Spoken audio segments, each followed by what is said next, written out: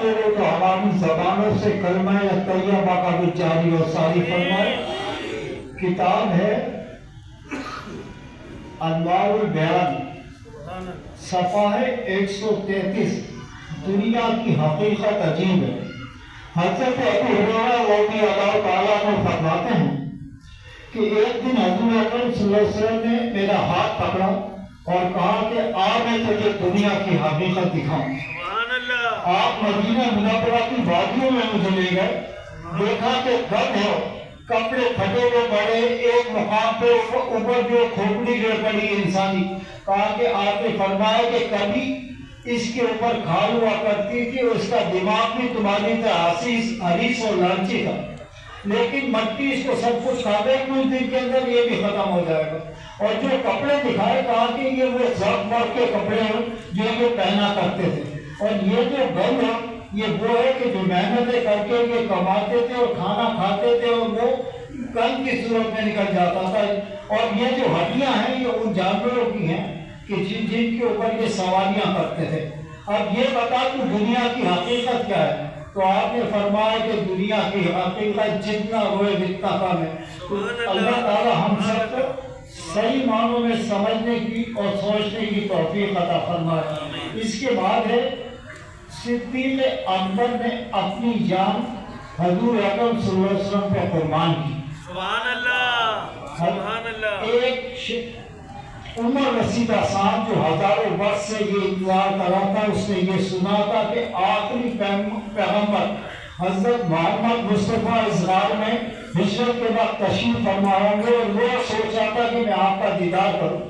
लेकिन अबू बकर सिद्दीक़ रज़ियल्लाहु ताला अन्हु ने तमाम सुराग बंद कर दिए थे। एक मुकाम पर आपका अंगूठा लगा हुआ था और वो ये चाहता था कि मैं किसी तरह भी हज़रत अकरम सल्लल्लाहु अलैहि वसल्लम का दीदार कर लूं, लेकिन उसे रास्ते भी नहीं मिला आने का।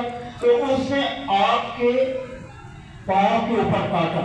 उसका जहर इतना सहायक कर गया कि एकदम आपको पसीने छूट गए, रोना शुरू हो गया। हज़रत अकरम सल्लल्लाहु अलैहि वसल्लम के सर मुबारक जो था आपकी रानों में था, आपको इतनी तकलीफ हुई कि उससे आंसू निकले। तो आंसू निकले तो जब हज़रत अकरम सल्लल्लाहु अलैहि वसल्लम के रुखसार में पड़े तो आप उठ बैठे और कहा कि सिद्दीक़ क्या हो गया? कहा कि सरकार मुझे सांप ने डसी है।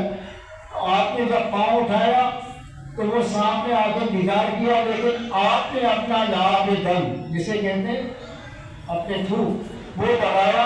अल्लाह ताला ने आपको उसी वक्त शिफा अता फरमाई। सुभान अल्लाह, सुभान इसके अल्लाह, बाद है सुभान अल्लाह।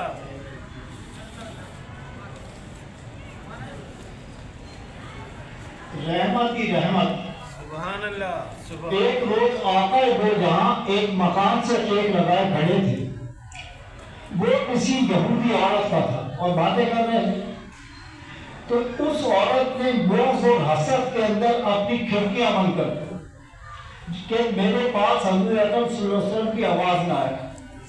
लेकिन उसी वक्त खिड़कियां बंद करने के बाद फौरन जिब्राइल अलैहिस्सलाम जो हज़रत अकरम सल्लल्लाहु अलैहि वसल्लम की खिदमत में हाजिर हुए, कहा कि या रसूलल्लाह, अल्लाह ताला कहता है कि जिसका आपसे दुर्गानी जिस्म टच हो गया, मैं उसके घर वालों को जहन्नम में नहीं डालूंगा। सुभान अल्लाह, समझो वो कह रहा हूँ कि जिससे आपका जिस्म मिस हो गया, ये काफरा का घर है और इसने आपकी वजह से खिड़कियां बंद कर दी थी, लेकिन मैं जो है उसको दोजख में नहीं डालूंगा, इसलिए कि आपका जिसमें अथर जो उससे लगा है और मैं इसने दुनियावी खिड़कियां बंद की है, मैं इसकी दीनी खिड़कियां खोल रहा हूँ। सुभान अल्लाह। इतना कहना था कि वो औरत अंदर से घबराई आई और हज़रत अकरम सल्लल्लाहु अलैहि वसल्लम के पाँव में गिर गई और कहा कि अशहदु अल्ला इलाहा इल्लल्लाह व अशहदु अन्ना मुहम्मदन अल्लाह से दुआ है कि अल्लाह ताला सही मामले में हज़रत अकरम सल्लल्लाहु अलैहि वसल्लम के असरा हंसने पे चलने की तौफीक अता फरमाए। उसके बाद है दरिया पर हुकूमत। हज़रत इब्राहिम बिन अदम ने जब बादशाह छोड़ी तो देखा कि एक दरिया के किनारे आप बैठे हुए गुजरी सी रह थे। तो आपका वजीर जो पहले रह चुका था वो वहां से निकला, उसने बड़ी आवाज में आगे कहा कि आपकी 7 मुल्कों पे हुकूमत थी, आप कर क्या नहीं? आप जो गुजरी सी नहीं, इसलिए इस फकीर को یہ آپ نے جو کیا، آپ کو حکومت اچھی نہیں لگتی تھی، آپ نے اپنی سوئی جو تھی وہ اٹھا کے دریا میں پھینک دی۔ اس کے بعد آپ نے آواز دی کہ میری مچھی کو، میری سوئی کو لاؤ۔ یہ نہیں کہا کہ نکال کے لاؤ مچھلی ہو، یہ کہا کہ میری سوئی کو لاؤ۔ اور اتنا کہنا تھا کہ وزیر نے سوچا کہ کبھی دریاؤں سے بھی سوئی نکلی ہے، ابھی یہ سوچ ہی رہا تھا تو پتہ چلا ہنسا اور مچھلیاں سونے کی سوئیاں لے کے بناؤں میں۔ آپ نے کہا مجھے وہ چاہیے جو میری ہے، ایک مچھی لے کے آؤ، اس نے سوئی آپ کو بھی، آپ نے ہاں یہ میری ہے۔ پھر آپ نے اپنے وزیر کی طرف دیکھا اور کہا کہ بھائی یہ بتا کہ یہ بادشاہت اچھی ہے وہ فانی بادشاہت اچھی ہے، مجھے اپنے ہاتھ میں لے لے، تو اپنا کام کر۔ نعرہ تکبیر، اللہ اکبر، نعرہ رسالہ، یا رسول اللہ، نعرہ حیدری، یاری، فیضان ولایت علی شاہ جاری رہے گا۔ سبحان اس کے اللہ، بعد وہ بابا فرید گنج شکر سبحان اللہ، عجوبت میں ایک مولوی صاحب تھے جو اپنے آپ کو علم کی نبوت سمجھتے تھے، ہر چیز میں مولا اور آنا جانا میں کچھ بھی نہیں تھا۔ ایک دن حضرت بابا فرید گنج شکر کی محفل ہو گئی کی ذکر کی، آپ یہ سمجھیں کہ حدیث کا درس بھی دیتے تھے اور بہت بڑے عالم تھے اس وقت کے، تو وہ جا کے بیٹھ گئے اور اپنی انہوں نے بڑائیاں شروع کر دی۔ اور جتنے بھی شاگرد بیٹھے تھے وہ کہیں کہ ہماری پڑھائی میں خلل ہو رہا ہے، جو آئے تھے اللہ کا ذکر کرنے وہ کہیں کہ یہ تھا، لیکن چونکہ شیخ کا ادب بہت تھا آپ بول نہیں سکتے تھے۔ وہ جب وہ چلے گئے تو آپ نے بابا فرید سے کہا کہ سرکار بھی کیا اپنی اٹھ پٹاؤ مار رہا تھا؟ تو آپ نے کہا کہ بھائی بات یہ ہے کہ ہمارا جو ہے فرض تھا کہ مہمان کی عزت کرے۔ تو اتنی دیر کے اندر آپ نے اس ملا سے پوچھا کہ میاں یہ بتاؤ کہ اسلام کے کتنے رکن ہیں؟ اس نے کہا یہ تو سوال کرنے کی بات ہے، اس لیے کہ میں درویشوں سے نفرت کرتا تھا۔ مولوی جو تھا درویشوں سے مطلب مولوی بھی نہیں تھا، ملا تھا۔ کہا کہ میاں یہ کوئی پوچھنے کی بات ہے، 5 رکن ہوتے کلمہ طیبہ، نماز، روزہ، حج، زکات۔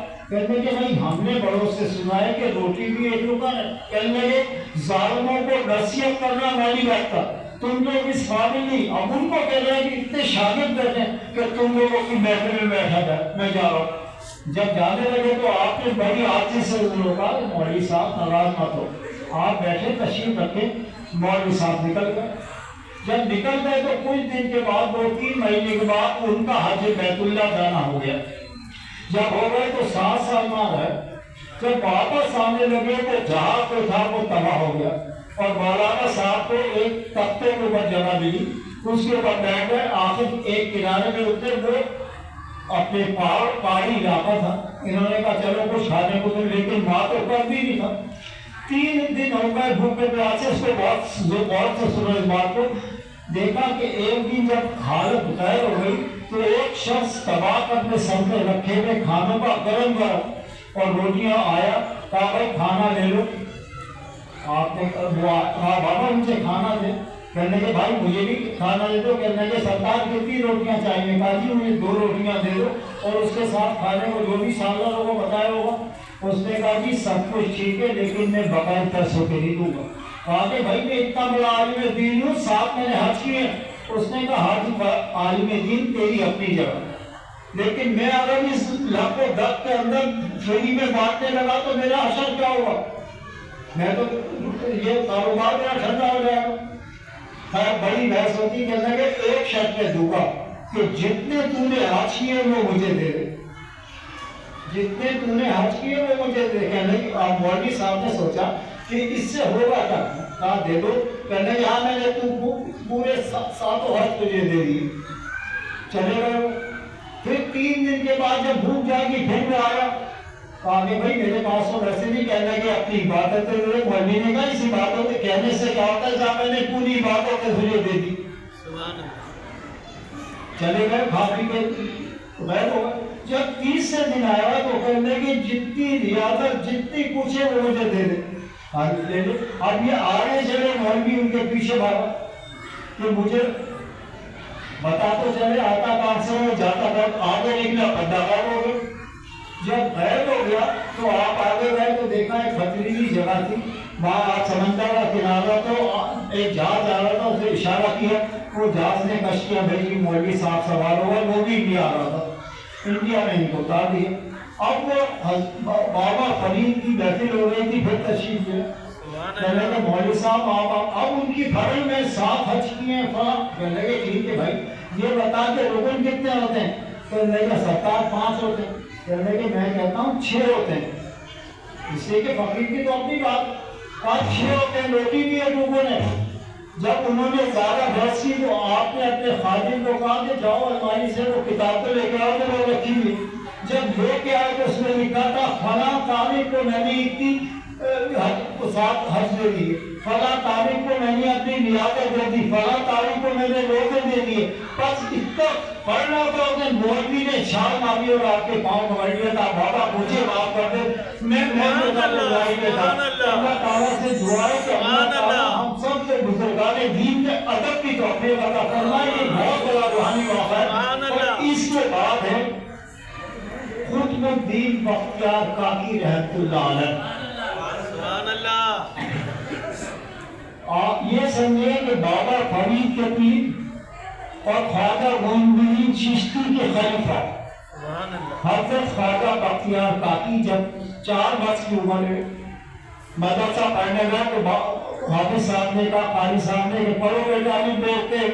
آپ نے کہا جب الف ب ت کی تو آپ نے 15 سپارے قرآن پاک کے سنائے۔ جب سنائے تو مولوی صاحب بڑے حیران، قاری صاحب کہا بیٹا یہ تجھے کہاں سے آئے؟ کہنے کی بات یہ کہ میری ماں جو تھی سارا دن قرآن پاک پڑھتی تھی اور مجھے سن کے یاد ہو گیا۔ تو یہ بات ہے کہ اگر ہم بھی اپنے بچوں کو قرآن پاک کی پڑھائیں تو ان کو بھی یاد ہو جائے گا۔ تو اس کے بعد ہوتا کیا ہے کہ آپ یہ سمجھیں کہ اس شیخ کامل نے وہ مرتبہ پایا کہ دلی کا بادشاہ آپ کا مرید، جبکہ مودی چشتی کا نہیں ہوا تھا، اور پاک پٹنہ کا بادشاہ بابا فرید کا مرید نہیں ہوا، لیکن دہلی کا بادشاہ جو تھا ان کا مرید ہو گیا تھا۔ اور وہاں کا جو اپنے کیا کہتے ہیں سلطان شمس الدین التمش جب بادشاہ پہ بیٹھا تو کہنے لگا کہ سرکار میرا دل نہیں رکھتا، میں تو چاہتا ہوں کہ آپ کی خاندان میں لوں، میں آپ کو چھوڑ کے کہاں جاؤں گا؟ کہنے کہ دیکھ بیٹا بات یہ کہ تو نے اگر بادشاہتی کو کوئی ظالم بیٹھ جائے گا تو سنت محمد صلی اللہ علیہ وسلم پہ بادشاہت کو چلا، اور یہ کہ اگر کوئی بات نہیں تو میں تجھے صحیح معنی میں گائیڈ کا اپنی جسے کہتے ہیں مشورہ دیتا رہوں گا، لیکن تو بادشاہ ضرور کر۔ تو حضور اکرم صلی اللہ علیہ وسلم کی سنت پر بادشاہ قائم ہوئی۔ جب فیصلے اس طرح کے ہونے لگے تو ہندو جو تھے ان کے دلوں میں درد اٹھا اور انہوں نے ایک سازش تیار کی کہ اس بادشاہ کو کس طرح ذلیل کیا جائے یا اور اس کے پیر کو۔ تو انہوں نے بادشاہ شمس الدین التمش کی عدالت لگی بھی تھی، تمام اہلکار بیٹھے ہوئے تھے، تو باہر سے شور ہوا بچاؤ یہ کرو فلاں۔ آپ نے کہا کون ہے؟ ٹلیاں بھی بجنے لگی، اس وقت اپنے بادشاہوں کی بولتے تھے گھنٹے، وہ بھی بجے آپ بھائی فریادی کو بلاؤ۔ جب آئے تو دیکھا ایک خاتون تھی اور اس نے آ کے شور مچانا شروع کر دیا، اپنے کپڑے پھاڑ دی، کہا کہ بھائی بات کرے مجھے بتاتے کرنے کے بادشاہ بات یہ کہ اپنے اندر حوصلہ پیدا کر، تو بات نہیں سن سکے گا۔